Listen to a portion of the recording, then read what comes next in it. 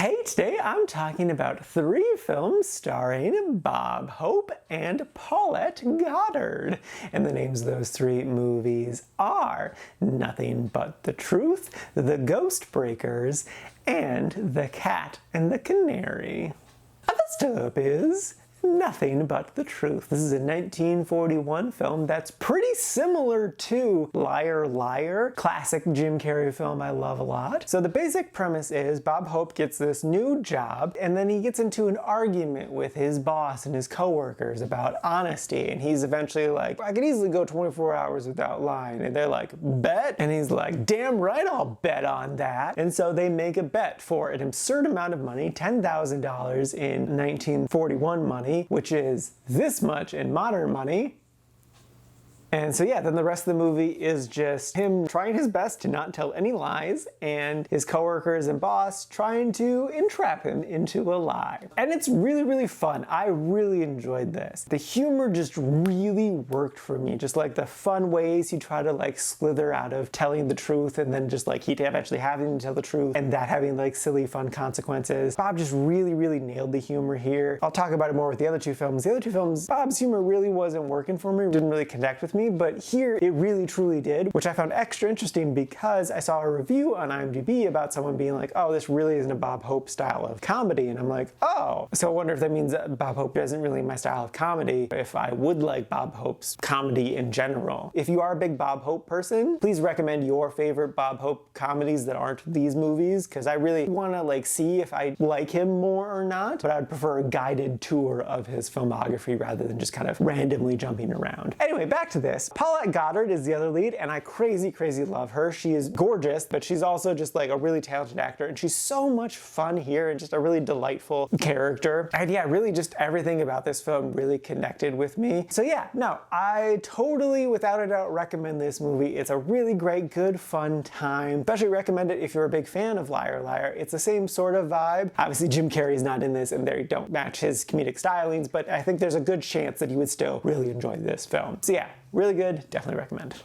Next up is The Ghost Breakers. This is a 1940 ghost film, and the basic premise is very similar to like a Scooby-Doo episode. So this woman gets this house on an island, and some people or spirits don't want her to go there for reasons. And it's a lot of fun. I definitely love the premise. Paulette Goddard was again just gorgeous like she always is. I think they did a good job of walking the line of like, is this something supernatural that is happening, or is this something that's real? And like it definitely kind of leans one way for a bit, but it's still like it's giving you the hint of the other, and then maybe there's a couple times where it goes really hard the other way, and then it kind of brings everything into question. And yeah, no, it's a lot of fun. It works really, really well. Again, it feels like an episode of Scooby-Doo in all of the best ways. I will say that Bob Hope's comedy didn't really connect with me, but it didn't negatively affect my experience of the movie, which is really interesting. I also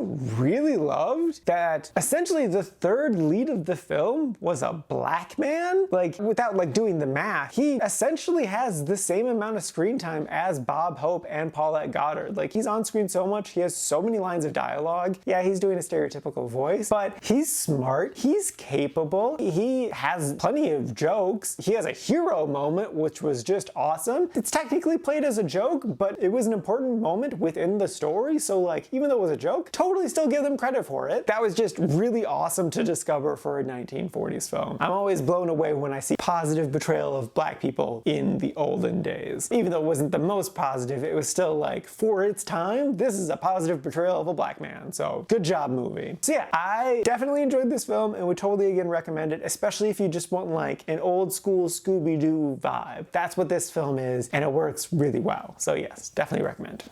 And lastly is The Cat and the Canary. This is a 1939 film, the first of this little trilogy, and the basic premise is very similar to the last one. There is this old person who dies, and they're trying to figure out the inheritance, and it's this house, and maybe someone doesn't want someone else to get the house. Again, it has very strong Scooby-Doo vibes, especially the ending, but it also feels pretty similar to the movie Clue, because it's sort of a whodunit murder mystery, but with some spooky elements. And it's definitely, again, a lot of fun. I really loved Paulette Goddard in this. She was distractingly beautiful. Like, it was kind of hard at times to focus on the scene because I'm just like, stop being the most attractive person. Like, she smiles the most in this film and her smile melts my soul. And it's just like, I can't, what is happening in this scene? I don't know what's happening. Stop smiling, jeez. I will say though, I didn't connect to this movie as much, and I think it's mostly just because I was tired on that day. So I definitely want to give this movie another shot in the future because of that. I definitely still liked it a lot. It didn't make it to my highest ranking, which is really liked. It made it to my second highest, so quite liked, so it's basically a 4 out of 5. So I would again still totally recommend this movie. I think it just didn't quite work for me as well because I was tired. So yeah, it's definitely a good fun film that is totally worth